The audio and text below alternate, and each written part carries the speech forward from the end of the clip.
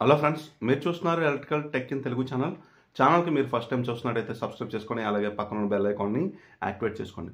ఈరోజు నేను మీకు చెప్పబోయే టాపిక్ ఏంటంటే ఫార్వర్డ్ రివర్స్ స్టార్టర్ని ఏ విధంగా వైరింగ్ చేయాలి, కంట్రోల్ వైరింగ్, పవర్ వైరింగ్ అనేది నేను మీకు క్లియర్గా యానిమేషన్ రూపంలో చూపిస్తాను. సో తెలుసు కదా, అందరూ సబ్స్క్రైబ్ చేసుకొని లైక్ చేసుకుంటే వీడియో అందరికీ రీచ్ అవుతుంది. రానున్న రోజుల్లో ఇంకా మంచి మంచి వీడియోస్ చేస్తాను. ఇప్పుడు నీకు యానిమేషన్ చేస్తున్నాను కదా, రీసెంట్గా మనకి ఆటోక్యాడ్ కూడా దొరికింది, వాళ్ళు ప్రొవైడ్ చేస్తాను. ఇన్ కేస్ వాళ్ళు ప్రొవైడ్ చేస్తే మీకు ఆటోక్యాడ్లో కూడా వీడియోస్ అనేవి చేసి చూపిస్తాను.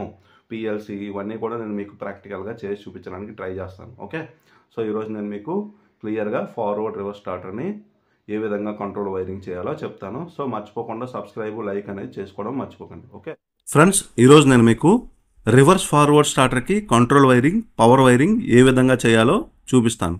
ఓకే, దీనికి కావాల్సినవి మనకి control MCB, NC push button, NO push buttons రెండు అనమాట. ఒకటి ఫార్వర్డ్ కోసం, ఒకటి రివర్స్ కోసం. అలాగే రెండు పవర్ కాంటాక్టర్లు, ఒకటి ఫార్వర్డ్ కోసం, ఒకటి రివర్స్ కోసం.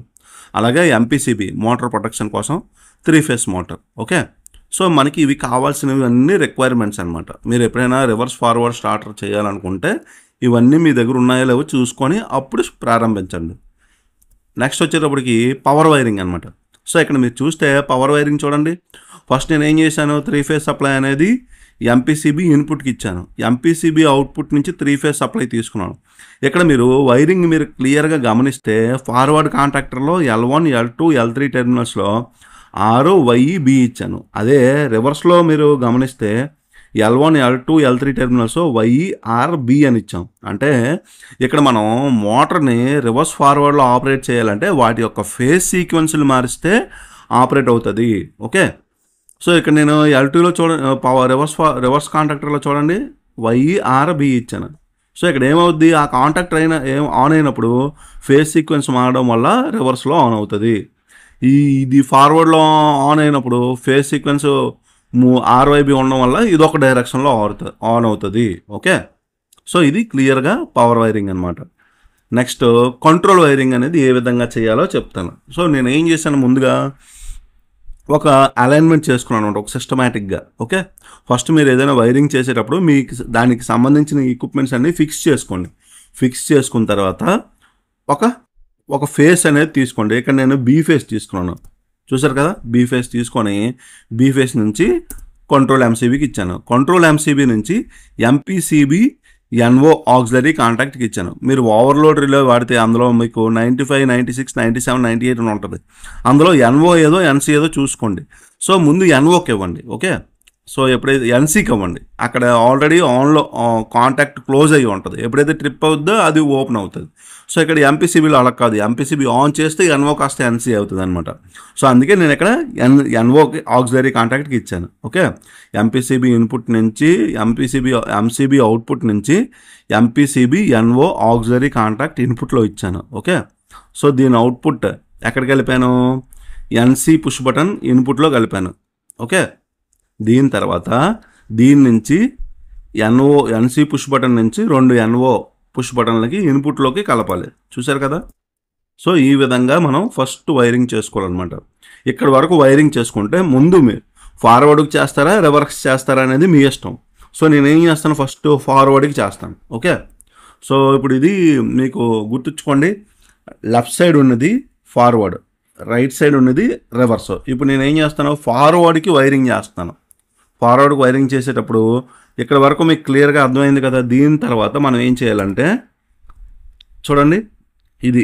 సో ఇక్కడి నుంచి forward NO push button output NO push button output terminal ఏదైతే ఉందో దాని నుంచి రివర్స్ కాంటాక్టర్ ఎన్సీ ఆక్సిలరీ కాంటాక్ట్కి ఇవ్వాలి.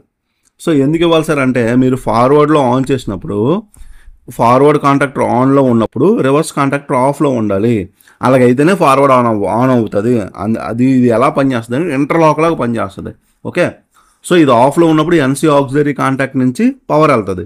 ఎప్పుడైతే ఇది ఆన్ అయిందో ఎన్సీ కాస్త ఎన్ఓ అవుతుంది అనమాట, ఎన్ఓ కాస్త ఎన్సీ అవుతుంది. అందుకే ఇంటర్లాకింగ్ కోసం మనం ఇచ్చాం.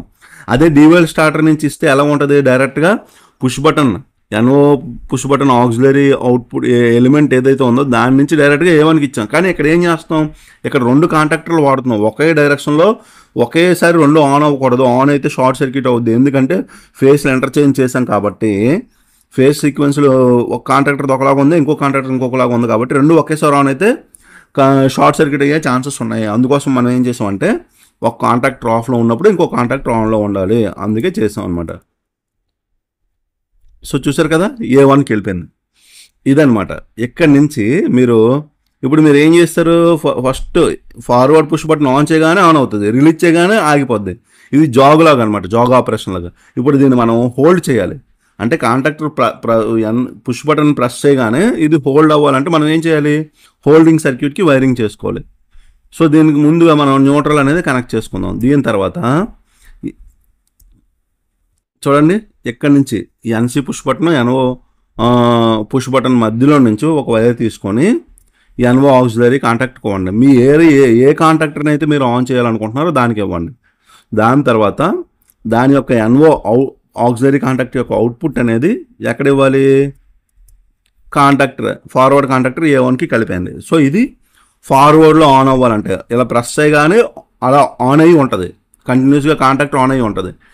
అదే హోల్డింగ్ అవ్వలేదు అనుకోండి, ప్రెస్ చేయగానే ఆన్ అవుద్ది, రిలీజ్ చేయగానే ఆగిపోద్ది అనమాట. So just like jog operation. So మీకు ఇందులో జాగ్ ఆపరేషన్ ఎలా చేయాలో తెలిసింది, ఫార్వర్డ్లో హోల్డింగ్ ఎలా చేయాలో తెలిసింది. సో ఈ రెండు మీరు DYLలో రివర్స్ ఫార్వర్డ్ కానీ చూస్తే మీకు ఇంకా క్లియర్గా అర్థమైపోద్ది. Okay, so jog operation DYL కానీ చూస్తే మీకు ఇది క్లియర్గా అర్థమవుతుంది. సో ఇదంతా బేసిక్. సో ఇప్పుడు చూడండి, నేను ఆన్ చేశాను చూడండి, ఇప్పుడు కాంటాక్టర్ అనేది ఆన్ అయింది. ఓకే, సో ఎప్పుడైతే ఎంసీబీ కంట్రోల్ ఎంసీబీ ఆన్ చేశానో MPCB NO auxiliary contact NO కాస్త ఎన్సీ అయ్యి డైరెక్ట్గా ఎన్సీ పుష్ బటన్ నుంచి ఇలా ఇక్కడ నుంచి వెళ్తుంది. సో ఇక్కడ నుంచి ఇది NC auxiliary contact reverse NC auxiliary contact నుంచి అలా వెళ్ళి A1కి వెళ్తుంది.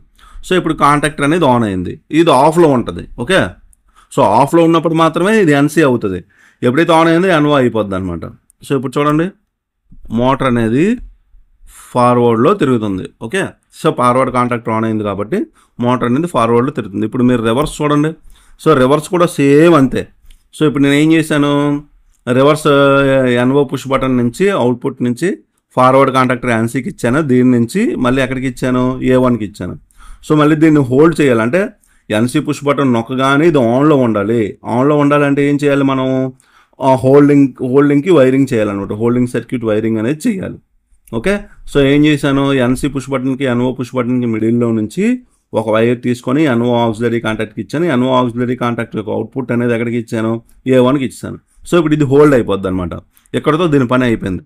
ఇప్పుడు దీన్ని మీరు చూడండి, సో ఎప్పుడైతే ఆన్ చేశానో ఫార్వర్డ్ కాంటాక్టర్ నుంచి ఎన్సీ నుంచి వెళ్తుంది, డైరెక్ట్గా A1కి వెళ్తుంది. ఇది హోల్డ్ అయింది కాబట్టి ఆన్లో ఉంది. సో ఎప్పుడైతే మళ్ళీ తిరిగిందో రివర్స్లో తిరుగుతుంది. చూసారా, ఇదనమాట వైరింగ్. ఈ విధంగా మనం వైరింగ్స్ అనేవి చేసుకుంటాం, చాలా ఈజీగా ఉంటుంది. మనం ఇందులో పెద్ద కష్టపడాల్సిన అవసరం అయితే లేదు. మీకు DYL జాగ్ ఆపరేషన్ కూడా చూడండి, ఇంకా క్లియర్గా అర్థమవుతుంది అనమాట. సో ఇంతకుముందు నేను పెట్టిన వీడియోస్ మీరు చూడండి, సర్క్యూట్కి సంబంధించినవి. మీరు ఎక్కడికి వెళ్ళినా ఈజీగా చేసుకోవచ్చు. మీరు ఏ ఇంటర్వ్యూకి వెళ్ళినా మీరు క్లియర్గా చెప్తారు. నేను చాలా క్లియర్గా అర్థమయ్యే విధంగా చెప్తున్నాను, స్టెప్ బై స్టెప్ కూడా చెప్తున్నాను. సో ఇవన్నీ పవర్ వైరింగ్, కంట్రోల్ వైరింగ్ ఇవన్నీ చాలా ఇంపార్టెంట్, గుర్తుంచుకోండి. ఓకే, సో చూసారు కదా, ఈ విధంగా నేను మీకు ఇలాంటి వైరింగ్స్ అనేవి మీకు రానున్న రోజుల్లో ఇంకా ఎక్కువ చెప్తాను. అన్ని సర్క్యూట్లు చెప్తాను. ప్రతి సర్క్యూట్ నా దగ్గర సుమారుగా ఒక 100-150 సర్క్యూట్లు ఉన్నాయి. Okay, thank you friends.